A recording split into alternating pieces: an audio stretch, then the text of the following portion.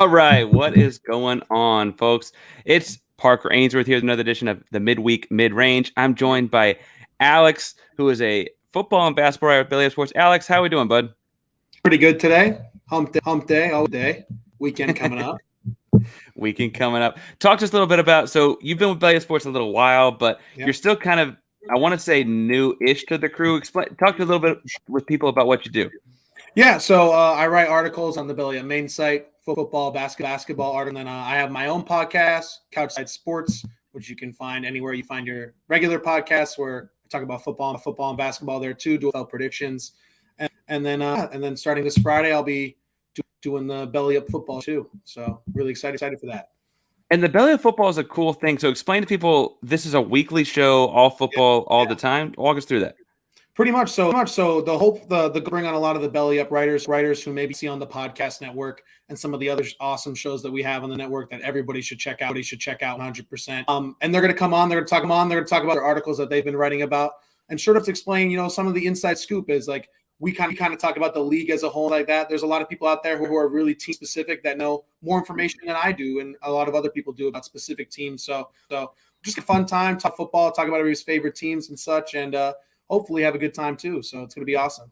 Every Friday for sure, though. It's going to be a good time. And it's Friday. It's right before the weekend. So you have like the Thursday night game to talk about, but you also have a whole slate of games to talk about afterwards. Mm-hmm. It's a good group of guys. And I would recommend, if you're a football fan watching a basketball podcast right now, go to check it out. I think it's going to be a good time for folks. This is the Midweek Mid-Range. This is a basketball show. We obviously cycle through a bunch of different basketball writers. You write some on a number of different things too. I noticed you wrote, "Can Ben Simmons be fixed this summer?" We'll talk more about Ben later, but without giving too much away, did you come to a consensus there? Did you land on an answer? I came to a conclusion that there's a few teams out there who may be able to fix this man, but Philadelphia is definitely not that team for sure. No chance. Well, we may settle on something later. We are going to talk about Ben Simmons later. Going to talk about another player that is mysteriously not going to play some later. You might know him better as Kyrie Irving. But first, we're going to start with, I should say, the long two. A mid-range jump shot, if you're new to basketball, is a long two-pointer somewhere between too close, where you call a layup, and too far, which is you get 3 points from behind three-point line. Hated by some analytics nerds like Daryl Morey, my guy. A long two-pointer seems silly because if you just take a step back, you get a whole other point. That's 150% of the points for shooting a step back. But it's our shot because it's the midweek mid-range. My question for you, and I'm asking for two things here, Alex. After watching the preseason and all of the hype of the offseason and so on, two things that you're one at a time, two things you're looking for to start off this basketball season are what? Two things for me are sort of the flip side of a coin, going all the way back to the bubble finals. I'm looking at those two teams, the LA Lakers and the Miami Heat. Los Angeles Lakers lost all 5 of their preseason games so far. While you might be saying, oh, it's preseason players, they have LeBron, they got AD, they got Russ. The preseason for me was a really big audition for some of the other guys that LeBron was bringing in. Kendrick Nunn's of the Dwight Howard coming back, Carmelo Anthony. And when all these guys come in and they're not playing, LeBron's going to show up healthy when he's rested, everything like that. Anthony Davis is going to show up when he's healthy, rested, everything like that. And Westbrook at least every third night decent. Maybe the other 2 nights he might be a little bit inefficient. But for me, those other guys really needed to show me in the preseason that they can hit big-time shots and big-time moments, and they lost all 5 of their preseason games. It's a little bit concerning for me. Maybe reacting. It's only preseason, but I don't know. LeBron's all big supporting cast. I know him from his time in Miami. He's all about those shit corner. I don't know if there's a Ray Allen on this roster. Is all I'm saying. I don't even know if there's a Chris Bosh who gets the rebound and passes it back to Allen at this stage. And on the flip for Miami, they've won all 5 of their preseason games, and I think Kyle Lowry might have been the most appreciated free agent pickup this season. Talking about how the Lakers got Russell Westbrook. Everybody was talking about the Nets' big three. That was maybe 2 out of the 3. We'll talk about that later. For sure, Miami Heat picking up Kyle Lowry was a huge momentum booster. Him and Jimmy Butler's partnership is up there with the rest of them friendship. And what I think Kyle Lowry is going to do, Bam Adebayo and Duncan Robinson, is just create so much space for them. And we've seen the St. Louis had. guys like Jonas Valanciunas, considered to be maybe the best centers in the world, dynamic playmakers in the world, have career years with Kyle Lowry. Bam Adebayo, uber athletic center, knows how to play the pick and roll game to it, and he's been doing it all with Goran Dragic and really Tyler as his point guards. Two guys who are better scorers than passers. Lowry's an elite at both, and I think it's going to be a lot of fun to watch the Miami play this year with Kyle Lowry. I want to piggyback on Miami as one of my two as well. So, folks that listen to the show frequently, we had Brady Hawk on a couple weeks back because it was the middle of the offseason, and Brady Hawk's breaking down film. Brady Hawk is a beat writer for Miami for 5 Reasons Sports Network, and Brady was talking a lot about the intricacies of the offense. You mentioned what Duncan Robinson brings and Lowry and how he can be an inverse screener as a point guard and what that does because Bam is also a great creator off the bounce and all that kind of stuff. What I was not ready for in watching, and they're, like you said, undefeated in preseason. And for whatever that's worth, it's better than being defeated in preseason, I would say. I didn't realize the defensive versatility they're about to have. They seem to have a bunch of thick bodies, and the guys they added, like P.J. Tucker, Markieff Morris, right, big, thick guys. But they also have length at Adebayo and length with Jimmy Butler. You get a little bit of craftiness with Kyle Lowry. Like, they have different ways to cover you on defense as well. And I think that that's interesting to see how that translates because that's the kind of thing that wins a playoff series, right? I don't know what that equates to in the regular season wins. I'm sure with Spoelstra and the Heat and Heat culture, they win a lot of games. But I guess my thought really more so is that, like, in a playoff series, they can cover the Bucks one way and cover the Nets a different way. And those things are hard to do because one is more finesse and one is more physical. And how do you have a roster that does both? And I'm interested to see how that works out. I was not ready for that coming into the season. The other thing I want to ask you about that I've been surprised to watch has been the Golden State Warriors. Folks on Twitter, I've been blocked by things like Warriors World. Like I just have said things in the past about like comparing them to my Rockets. Like I think these teams are closer, and that didn't work so well with them. But I have been impressed by the youth on the Golden State Warriors in these preseason games. Obviously, another team's undefeated, but like Wiseman grew up a lot, right? Jordan Poole has grown up a lot, and I think that while we all look at Clay coming back, and that's gonna be fun, and Draymond is supposed to be back in shape, and the bigger thing may be those bad seasons led to good draft picks, and now we're about to see those guys play, right? I've been really impressed with those. Have you guys watched them yet? Oh, for sure. I mean, Wiseman is an interesting case because he was the college prospect class. He was the guy that people were labeled sort of a fallout with Memphis. I think there was like a stupid NCAA rule, which I'm sure it doesn't even apply to him nowadays. That didn't let him play. But the thing is when you have these rookies, I think it's hard to appreciate. I'm also a football guy. And the NFL guys come into the league at 21, 20, 22, 20 years old, grown men bodies, ready to play with the other grown men that are in the league. Some of these guys in the league, and though Wiseman is sick and he's uber talented, you can tell that he isn't as big as a Rudy Gobert, despite having the height. And when you're a guy who's focused on the paint and is a guy who's going to be someone around the rim, you got to be able to beef up and things like that. But when you have such a well-run organization like the Golden State Warriors with Steve Kerr, Meyer, the general manager, I believe his name is, and they have Steph Curry, who's obviously leader in basketball, most selfless superstar we've maybe ever seen in basketball. Good things are going to happen, right? This isn't like the Knicks where you draft somebody and you're like, this kid's going to be good if he actually is good. We can't actually develop him into the player we think he can be because we've never had a good coaching staff. The Golden State Warriors have incredible development tools. And while for Klay Thompson, who I think is coming back around Christmas time, and Steph's going to do his thing, and, I'm really excited to see these young guys. And Jordan Poole is another name you mentioned. He was a big shot maker in college. He made a lot of big shots for them last year. Klay was out. And it's always going to be the Steph Kerr, and everyone's going to talk about Steph, Klay, and of course Steve Kerr. But Jordan Poole is an under the eye who, when you come to the playoff, needs someone to hit a corner three because Steph is double teamed and gets rid of the ball. He's their guy. And like you were talking about, I think he's going to make absolutely huge steps this year, which is big because either way, even if James Wiseman isn't the number one Anthony Davis comparison we heard, he is 70% of that. If you don't want to keep him in Golden State, you can trade him. You can flip him for these superstars on the market. He becomes an extremely valuable trade. And when you have a good organization like Golden State, they're going to develop him into a really good player. And I think he takes a big this season for sure. Yeah, and I get that the Warriors are a unique team and what Steph Curry does, and he's truly a once in a lifetime, if not less than that often, player. I'm not kicking James Wiseman walked in a gym at any era of basketball, he's number one draft pick. Like I'm not kicking him out of any gym I've ever been in. They've got Jordan Poole, James Wiseman, Moses Moody, and Jonathan Kuminga they just drafted. That's 4 guys 22 or younger that should play. Yeah. And that's exciting for me to watch, I think, because it's like that's what this is not the Durant Warriors. Mm-hmm. Frankly, Clay will not be the same Clay. I know that his game translates in a different way than other guards would, but he just can't run off screens the same way. His body's older and been through a lot and so on. He's just going to be a different type of player. There's going to be a small step off. I would imagine so. This team has Wiggins, though, which is an interesting piece on the wing. You talk about trade packages. Could you package one of those young guys with Wiggins and offload some money and get a different name back? And it's definitely an interesting team. I was going through this like, oh, the Warriors have some young guys. Look at the roster. I'd forgotten Kevon Looney's only 25 years old. Yeah. Like, it feels like he's been in the league forever. You just see there all the time, and you're like, dude, is this guy on his 3rd contract in the NBA or something? You're like, he's 25 years old. He's a great young piece. Like, he's not even in his prime yet.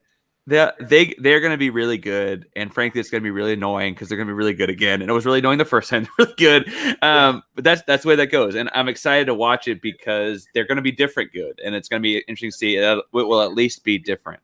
You mentioned the Heat. I mentioned the Heat. They made a big splash off signing. I feel like the Bulls made a bunch of splash off signings, and neither one of us mentions them. Do we owe them some minutes of airtime? What can you tell us about the Bulls? I think so they would have been my 3rd, right? If a coin had 3 sides, I would have talked about the Bulls. The thing with the Bulls that really surprised me is I knew they were going to do in the offseason, but I did not pencil them in as the team that was going to go all in on free agency, right? Because usually when you're in a mediocre team like the Bulls, you either go all in on the draft or all in on free agency to try to get out, right? They seemed to me like more of an all in on the draft type of team, but they wanted to Zach LaVine quickly. I think it's a little bit under the Zach LaVine maybe wasn't the happiest person there forever. I know some issues with the previous coach that they had, brought in Billy Donovan. You know, you got to keep your young superstars happy in the NBA. Every single more and more dudes want out. Bringing in Lonzo Ball, and I know how good DeMar DeRozan is, as a mid-range shooter. He's fantastic. But I think Lonzo Ball is a way better than people give him credit for. Is he what LeVar is going to be? No, but he is one of the best passers in the NBA, and he's an incredible lateral defender. And again, he's like 24 years old, 6'6", is only going to get better as a defender. So just as a defender and passer, he's already such a plus to your team, plus minus, and he's finally getting that jump shot fixed, shoot a higher percentage from 3. I think the Bulls are a sneaky team this year, and I wouldn't be surprised if they have home court in the first round of the playoffs. They certainly. I would say that's a hard ceiling for them, right? I don't know necessarily that I'd bet on. I'm not a bettor, but I'm not sure if I'd bet on it. I will say that it's interesting, like you said, that they went all in. I think the Lonzo signing is fascinating because in a weird way, that's the opposite of the way it happens typically in sports. It's like he won't live up to his little brother, right? Mm-hmm. Like LaMelo is a transformative player and Lonzo is a great starter. And for whatever reason, that means we've forgotten about Lonzo in a lot of ways. You mentioned 3 points, a 3-and-D point guard. He's long, he's tall. And what I like about being a 3-and-D point guard is that give the ball to Zach and get in a corner and let him create. He's totally fine with that role on offense. And while that's not the kind of a player that an impact player that his younger brother is, it's tremendous. And to have that as the off guard in your backcourt's really, really big time. History of players he's played with, like LeBron James, Zion, Brandon Ingram, all dudes who want the ball in their hands. He has no problem. He knows his role, the dude on this team. He's known it really since his rookie year.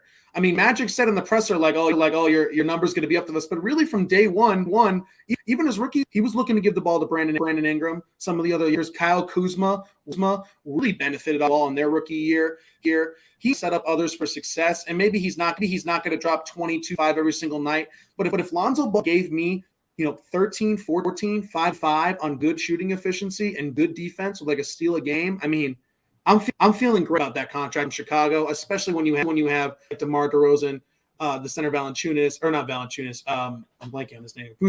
And you also have DeMar DeRozan and obviously Zach LaVine. So, and they got some nice bench pieces too. I like Alex Caruso. I really like him too. I thought they would eventually make him the starting / shooting guard, but I guess he's going to be their sixth man. But Caruso gets hate. He can defend. He's athletic. He can make things happen because the hairline and everything like that.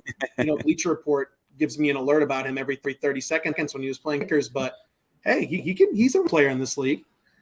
Yeah, I think he was simultaneously both overrated because he's a Laker and underrated because of the hairline, weirdly at the same time.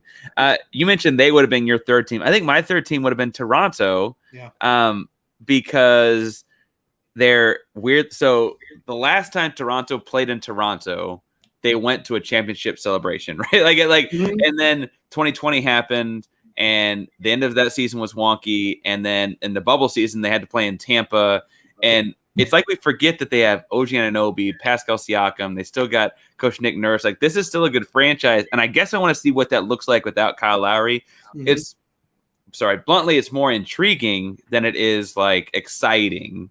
I'm interested in it, and I don't know, like, does the defense stay without Lowry there as the leader of it? Because I've always thought of Anunoby as a strong defender. I always thought of Siakam as a strong defender. I've always thought of Nurse as a creative head coach.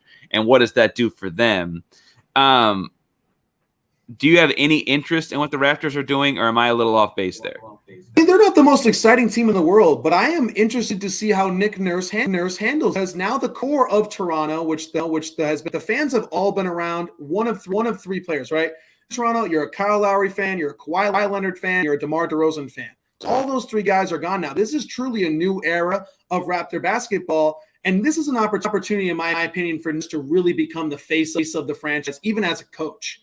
Because if he coaches this team to even the play-in rounds of the game, right? If he gets a shot in the playoffs, I mean, again, Utah playing in Tampa last year, Kyle Lowry has a couple of injuries, and they kind of, they phoned the season in a bit. But with this team, they have an opportunity to play a ton of defense. I'm pretty sure they drafted Scott, another incredible long defender who's going to develop in that an absolute nightmare to go against if you're a wing player. Those guys like Pascal Siakam, who has something to prove. He had a down year last year. I know there were some rumors about him going to Golden State, maybe some other waves. There's going to be a big season for him coming. It's a mixed season for him, and I think Fred VanVleet is really going to get the complete keys to these offense, because really, Kyle Lowry was the true point guard, always pass, always making the right play. Responsibility falls on Fred VanVleet now, and they made him the highest paid undrafted player in NBA history until I think Duncan Robinson maybe surpassed that contract offseason. But I'm really excited about Fred VanVleet this season to see what he does, and I think Nick Nurse could solidify himself as like a top 3 head coach in basketball if he can really coach this team up to have a good season. Well, and VanVleet is not the defender that Barnes projects to be, or that Siakam and Anunoby is, but he's certainly a better scorer. And then you've got Gary Trent Jr. they kept. That's an interesting piece in the backcourt.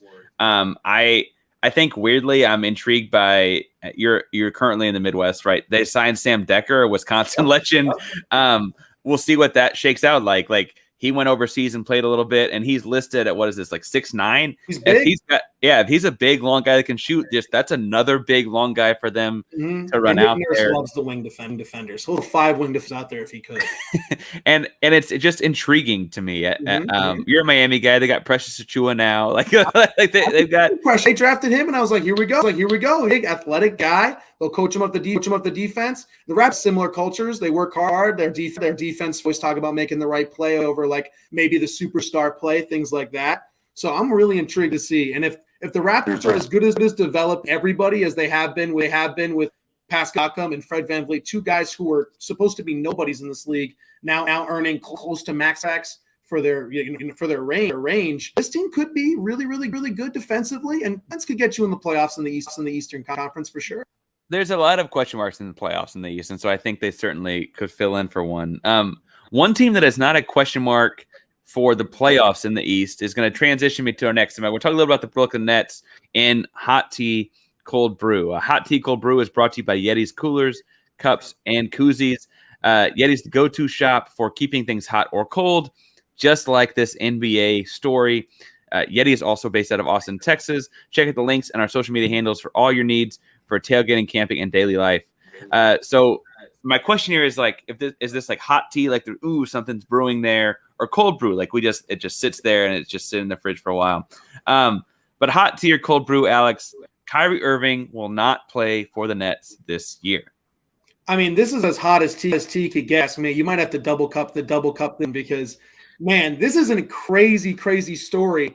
Because you could argue that Kyrie's stepping away from a championship team right now with the decisions that he's making. And again, everybody is entitled to the decisions that they want in terms of all that stuff. But from a basketball perspective, this is really, really big news because now it seems to be a little bit of animosity on both sides. Before it was sort of like, well, Brooklyn was kind of just what Kyrie was doing. Now it seems that Brooklyn is kind of angry with the way that this has formed, and statements that's been made, like even though he could games, they're going to tell him not to things like that. Just like stay away from the team until you're really ready to commit to the team. I mean, Kevin Durant, James Harden had to sign off on that, right? So they must be at least. I mean, they don't tell that to Kyrie without at least KD, who's one of his closer friends in the league, supposedly signing off on that. I mean, trouble in paradise, maybe. If you're a Laker fan, if you're a Heat fan, if you're a fan, I mean, this big three now looks like a dynamic duo between KD and Harden, which is still absolutely fantastic. Will absolutely make the playoffs and probably championship. But I mean, they are a little threatening now. Before it was KD, Kyrie, Harden, three-headed monster. Now it's just KD and KD and Harden, and Harden has his playoff problems, and you know. That's now a completely different team. Like on my outlook, super team just as good as everybody else. In my Yeah, I think that what's interesting is they're probably still. I mean, Vegas insiders may know more than we do, but they're still the favorite to win in a lot of betting pools. There's certainly still a healthy Kevin Durant and a healthy James Harden as two of the most phenomenal scorers in the 21st century. I just can't put that more bluntly. They can still win this whole thing without Kyrie. Yes. It's really Kyrie's costing himself a shot at championship, right? Like the Nets obviously would be that much more likely to, but he could be very much along for the ride here. I also think that's worth pointing out, like their role players, and it's an older Blake Griffin, but their role players are guys like Blake Griffin. Their role players are guys like LaMarcus Aldridge is back, Patty Mills. Like they've got good guys. They've got a good team. I think what's interesting to me here is that this standoff has gotten to be, this has been the team of player empowerment, right? Like the team where it's like the players said, we want to play together. Kyrie and KD said, hey, bring us DeAndre Jordan because he's our hombre. And we're going to go all hang out in Brooklyn, not Madison Square Garden, and play together. And then James Harden's getting upset with what's happening in Houston. It's like, hey, I want to go play with my buddy Kevin in Brooklyn, and D'Antoni's there. I want to go have a good time with them. Yeah. He forces his way there, right? And all those things happen. And now the team is like, guys, this has gone too far, right? Like it's gotten too far. And I guess we can talk more about like the jab itself. But what's happening here is that the business has said you need to go get the jab. Kyrie has said I'm not going to get the jab. And what's interesting to me is New York City mandates are so that he does not have to get paid for home games or practice, but he's still going to collect road game checks, even though he's not playing, because basically Brooklyn's like, that's $15 million to avoid a lawsuit, right? Like of his $32 million, that's 15 to be like, here's 15. You can't sue us. We're following city ordinance. And that's fascinating. I also said, and you alerted me to this, and so credit, that it looks like they're not going to offer him any further extensions on his contract in Brooklyn. So there's some bad blood there, even if it's just from ownership down. I wonder if he's about to go get the jab. And I say that because A, that's $17 million. Like I'd go get a shot for $17 million. Yeah. B, he seems to weirdly have made his point. And I only say that if we take the surface, Alex. And so I'm going to throw it back to you in a second. But he has said, per reports, his issue was not necessarily with the science, not necessarily with the whatever, but he was trying to, at least in the most recent stuff, he was trying to talk about how people are losing their jobs because they're refusing to get the vaccine. And he was trying to like be this like martyr and like raise like, this is a problem, this can happen to me too. And weirdly, point's been made. Like okay, we got it. You also could have lost your job. Like point's been made. He's gotten all the hate he's going to get for this. I don't know what else he could do. Do you feel like he's also about to go get the jab and play a season for the Nets, or are they really about to move him out of Brooklyn? So here's the thing. I'll be honest with you. Other player but Kyrie Irving, I would say they're not going to go through with this. They're going to get the shot. He'll come, things like that nature. The same Kyrie Irving who on opening night in TD Garden for the Boston Celtics, all the season ticket holders to be here. I can't wait to be here. As soon as they put the offer on my desk, me and my agent are going to sign a Celtic for life. He did a Nike commercial about how he used to play for the quote unquote like Celtics in high school, and all these things. And about three weeks later, he didn't want to speak to a single member of the Boston Globe of being a Boston Celtics anymore. So the thing with Kyrie is it's gone to a point where so far where it's not even like anymore. Now Brooklyn is like, okay, we get it. To do this, it's time for you to do it. Like he's got to be all in or all out on this. And you were talking becoming like, oh, players, this is a players team, like player empowerment team. Steve Nash is the empowerment coach. Steve Nash is Mr. Nice. He doesn't want to say no to anybody. He doesn't want to cuss out. He wants to have fun. He wants to pass the ball, wants to give the ball to his superstars.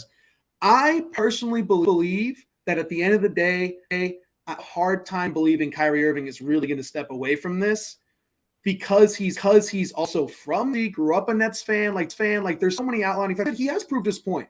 Because the Nets have told him, like, effectively, you have lost your job if your job shot, right? You're not going to be playing basketball this year.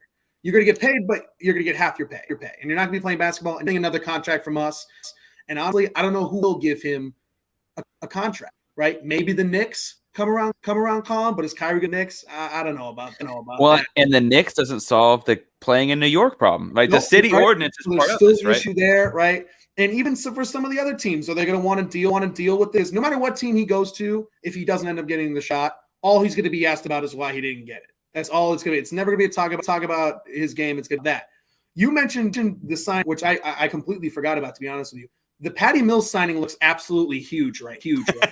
Yes, because he is a championship level, not necessarily. I don't know if he was the starting for the Spurs dynasty. Obviously, Tony Parker was that. Who knows what's the right play to make? He's been a part of teams that have won championships. He's been a part of teams that won superstars.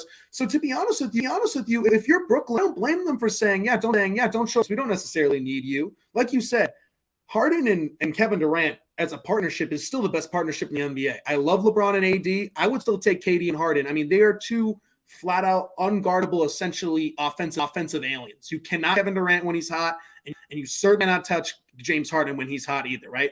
Both of those guys have the capability to drop 45 on your head, and no matter who's defending you. If you just get the right around those guys, championship caliber players like LaMarcus Aldridge, Patty Mills, Blake Griffin can give you something.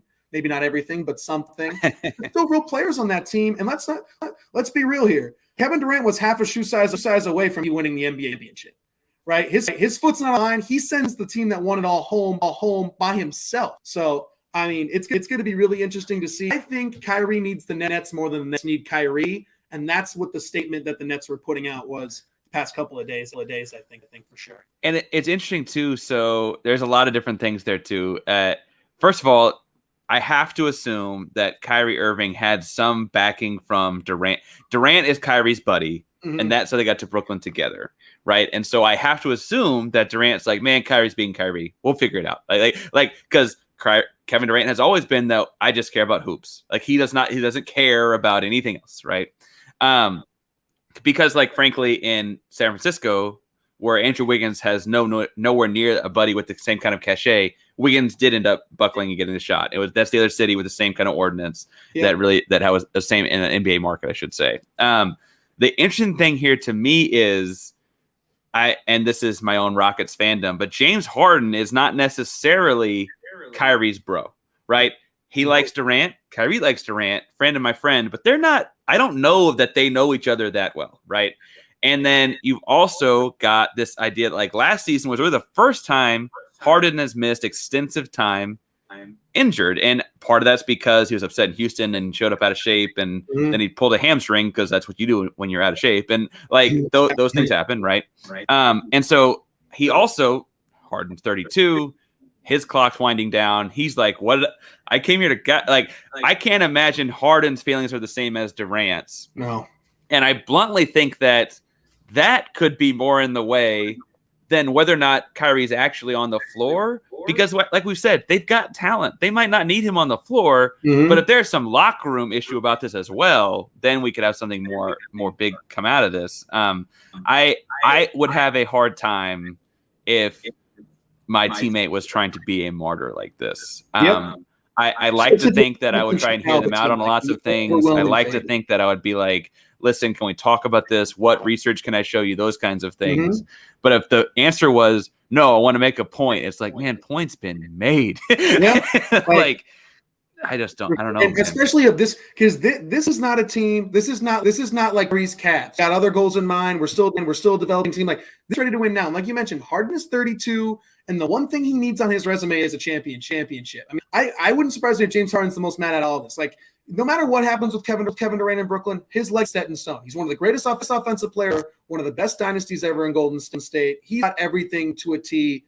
Kevin Durant's in the NBA set in stone. James Harden is not. Right, James Harden is still in like that AI story where it's like, oh, he was so great as an individual player, but can you play with him? Can you win with him? You know, he's got concerns in the playoffs. Had the big time moments he has in Houston, but others would argue that he hadn't.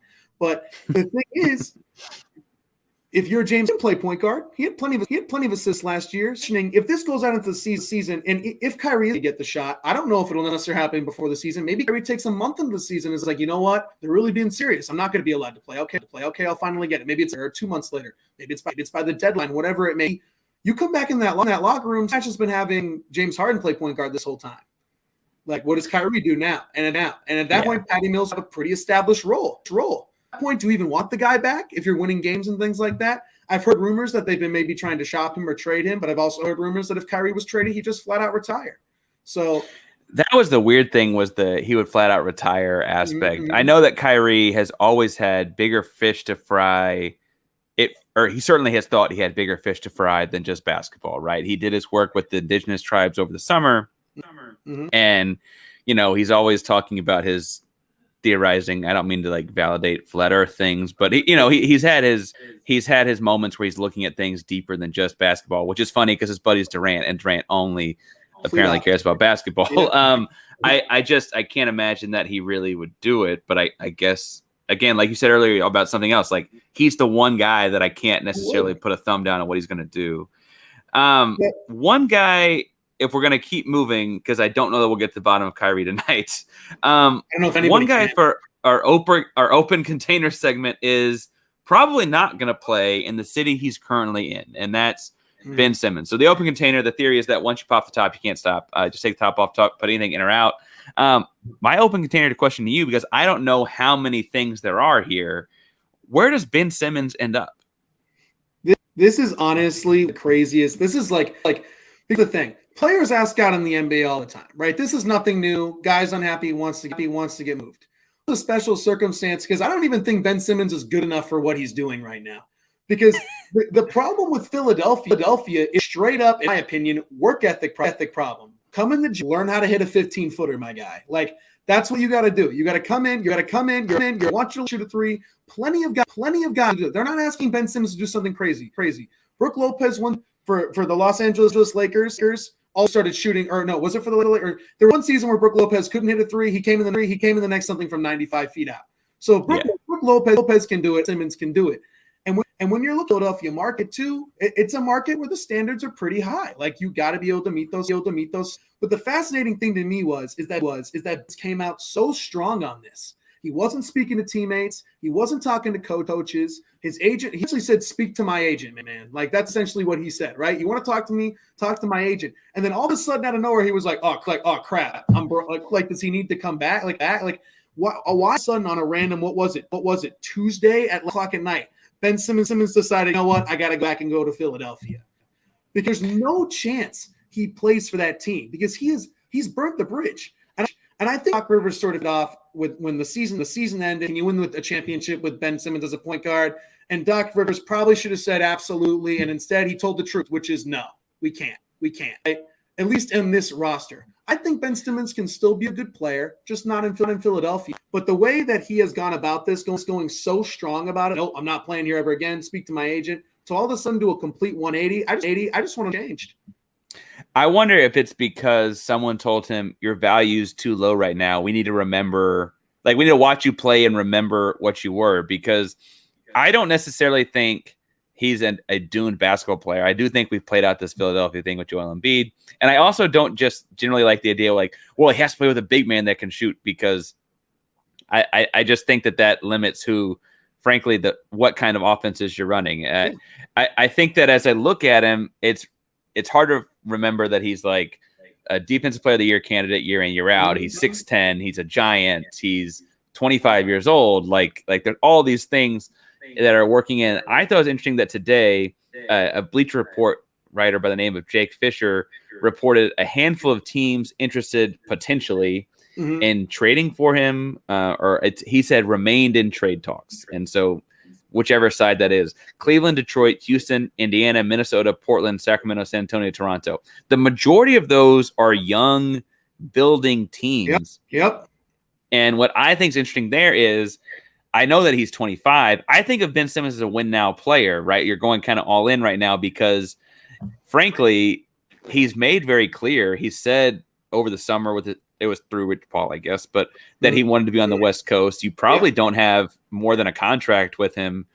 I think it's interesting that a city. Oh, did you hear that thunder? Anyway, that a city like bluntly, my Houston Rockets are like going in on this. I only think it makes sense if you're Houston Rockets or somebody like that, because you're going to then again flip him, right? Like you're going to see what you're going to flip something for him and try and like make cash out, like trade for him right now, watch him play well, and then flip him for something else, because he's not permanently damaged goods, but the whole not shooting thing is worse than going through a shooting slump, right? And that's a depreciated asset, as they like to say. Yeah, exactly. And the passing out of the layup dunk thing at the end of the Atlanta series is just going to haunt him until he puts some guys on posters for a little while. And I assume that that's what these young teams are thinking. Like, we can bring him in, he can play well, and then we'll get him out of here. But I don't know. Where do you think he ends up? Is it one of those teams? Is it someone not mentioned? Does it not really matter? What are you thinking? So for Ben Simmons, it's interesting because he is 25. So you, in theory, could bring him to a rebuilding team and hope that the timeline matches up. By the time guys are good, he's still in his prime. He's still doing it.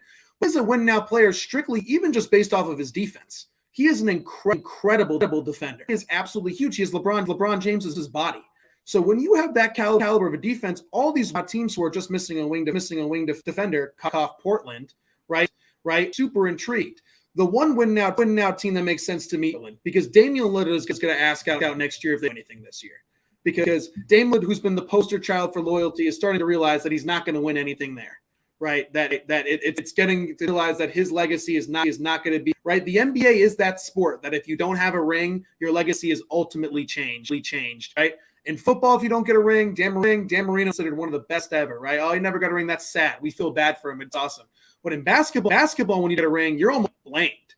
It's like, oh, you missed that level. You never won that ring, right? So for David to be interesting, I could see Portland doing it. I think the CJ McCollum makes so much sense on both sides. You get another shooter for Philadelphia to play with Joel Embiid. He well enough. He's played big time moments where he's not going to crumble under the pressure of a playoff series or something like that. For a win now, I think Portland makes a whole lot of sense. But to be honest with you, I don't think he's going to go to a win now team, because I don't think I think Philadelphia is going to stand firm on their offer of we want all these picks and all this. If there's going to be a team to cave, I think it's going to be Sacramento. West Coast, Ben Simmons will do it. Somebody to kind of put in the seats. They're in this weird phantom zone where, like, are they in a rebuild? Like, sure. But at the same time, all their young players are starting to get paid now. Like De'Aaron Fox contract soon. Like, this is the time they're supposed to like no longer be in the rebuild. It's like age. And Buddy Hield has wanted to get out forever. He was literally traded to the Lakers until he wasn't, because the Russell Westbrook trade sort of swept in. So it's kind of clear that that's not really happening anymore. I think Buddy Hield would do a lot of good things for Philadelphia too. Be a great player to play alongside Joel Embiid with and 728 in his prime win now player. So I think Sacramento makes sense too, because they're in that in between of, are we win now? Are we rebuild? I think they just wanted contenders within like the next 2 to 4 seasons. Ben Simmons will make a lot of sense there, and in Portland too. But this dark horse definitely won't happen. If Golden State traded for him, it'd be incredible. I think. Yeah, I think he's Golden State. I would be like, oh, he's going to be really. Well, and we opened with Golden State in one of the teams I was looking at with all their young guys. Could you flip some of those young guys for him? I weirdly think he is, with Steph and Clay, is everything Draymond is, but younger and bigger and stronger, and it's phenomenal. I have to laugh. You brought up Sacramento. So look at the roster. They got some young guys. Like what? Mm-hmm. And first of all, a couple ages here. Did not know Marvin Bagley was just 22. It felt like he was much older, because we've been bagging on him, no pun intended, for a while. I had no idea Harrison Barnes was only 29. He feels ancient. That was also. He must have won the championship at Golden State at like 24. Then, like, yeah, way older than I thought he was. I thought this he is was, like, just the wild to better look bet. at. This is just where people go to waste away. I feel bad for Sacramento, and maybe that's where Ben Simmons belongs. But I think you're right that eventually Golden State is the pipe dream. If you're Ben Simmons and his agent, you're like, the best thing for him on his career, his statistics, his play style, whatever, is to get with Stephen Clay or two guys like it. The shame is with Portland is that you'd have to swap CJ McCollum or Damian Lillard, because playing with the two of them, I think he'd be really good. With just one or the other, they don't have enough okay. assets outside of those two to get a deal done. Yeah, no, it's just a shame, because with the two of them, he'd be really good. But with the one of them, it's like they're okay, but it's the West, right? And that's just unfortunate. I don't think he's traded before the season. I think he's traded pretty early. When do you think this will go down? I think they give him maybe the first month that he's still a good basketball player, but the chemistry is not going to be good. He missed the entirety of training camp. Any new nuances of his offense they're going to try to do, Ben's not going to pick up. And I seriously doubt that he's like all in on Philadelphia and improving his draft stock. Right? Harden showed up for Houston, but wasn't giving his best. Like it's got to be something like that. And Ben Simmons, I'm praying every single night that I get traded, because you could be an all NBA defender, defensive player of the year candidate, and average like 8 on the low block, just throwing it to Klay Thompson and Stephen Curry alone. And I think for him, your best defender can't guard Ben Simmons. It could make things a little bit easier. And if there's anybody who's good at Simmons to hit at least a jump shot, it would be Steve Kerr, Klay Thompson, Steph Curry, guys who could maybe teach him like, hey, you can actually hit order, my guy. Like it's possible. Like, and it's funny to hear people talk about like Shaq and free throws back in the day. Like the deal was like you had to tell Shaq you didn't care if you missed, right? Like you had to be like, Shaq, it's okay, man. Like we don't like just you do other things. It's almost like Ben Simmons, he's that with all shots, right? Like it's okay. Like because he just won't. It's not that he shoots that poorly. He just won't shoot, and that's potentially worse. As we're wrapping up tonight, I got to ask Alex. It's Wednesday night. We do a section called Wednesday Night Writes. What things are you writing or reading, or as the show has grown, it's also become listening to? What have you been writing, reading, listening to these days? Besides everything belly up, I've been reading a lot into the articles that people have been writing, but also really there's a book that came out. It's a football book called "It's Better to Be Feared" by Seth Wickersham. It's about the Tom Patriots dynasty. I hate the Patriots. Or Patriots. All right, fan. I hate them. I'm just a sports fan, period. And you're interested in like dynasties. I loved reading about the Michael Jordan, Chicago Bulls era. I can't wait for more books to come out about Golden State. I've read all the Heatles books.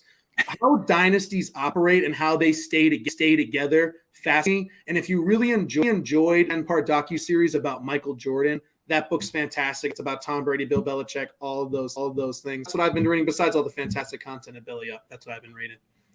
Yeah, and the Belly Up stuff's great. As far as writing goes, I pushed out a thing on Ted Lasso. I wrote way too many words. It was like 2,400 words on like Ted Lasso and all the sneakers they wear. Ted Lasso, because that was something I noticed while watching that show. And no one wants. If you want to read that many words on sneakers from Ted Lasso, that's on Belly Up. My Rockets roundup this week. I'm waiting till the preseason's over. Last preseason game's Friday, and then I'll write over the weekend. To kind of push out some previews for the season based on what that's going, because the Rockets got a lot of new faces and it's hard to tell. The thing I've read recently, and I'm going to read a different book in a second, but I read The Kaepernick Effect by Dave Zirin, and then I had him on Effin' Sports, my other show. It's a weekly show. It's a sports podcast, The Teacher Shtick, and it's really about. It was interesting because I picked it up to read it because it got Kaepernick on the cover. And it's not really about Kaepernick. And it's not really – it's like by Dave Zirin, but it's not really by Dave – it's not really his voice. It's basically a series of journalistic interviews with high school kids, college kids, and a few pros that also took a knee during the anthem following Colin Kaepernick. And it's really, really fascinating to see, bluntly, the awful stuff that they went through in many cases afterwards. And just like there were – high school 14, 15-year-old kids getting like death threats and stuff. It's like, this is, and then that happens in 2016, 17, and then 2020 happens. And it's like, the kids are glad a little bit older that they did it a few years earlier. Right. It's a fascinating story. And so that was a good read. I also got to talk to Dave on my Effin' Sports show. So if you want to go check that out, it's wherever you get your audio podcasts. The next book I want to read it's called Loving Sports When They Don't Love You Back. And I think that's really just because I saw that title and it's like, that's my life. Yep, right here too.